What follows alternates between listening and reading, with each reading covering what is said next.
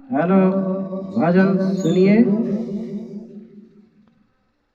Hello check.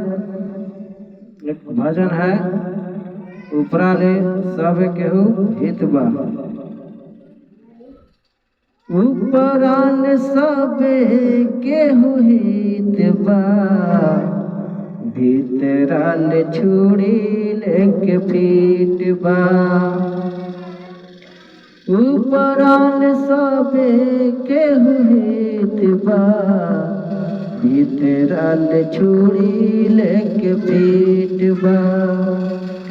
दुनिया में सबे केहू कमाए के साथी बा, दुनिया में सबे केहू कमाए के साथी बा। काम करावे खातिर बनता लुगाती, काम करावे खातिर बनता लुगाती। 100 गो में एगो कौनो नीक बा, 100 गो में एगो कौनो नीक बा।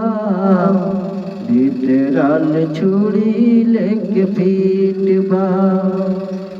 केकरा के नीमन कह केकरा के अच्छा, केकरा के नीमन कह केकरा के अच्छा।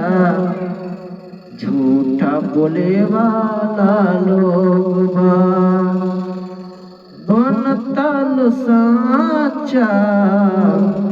छोट को मरी जावा तीत बा, भीतराल छुरी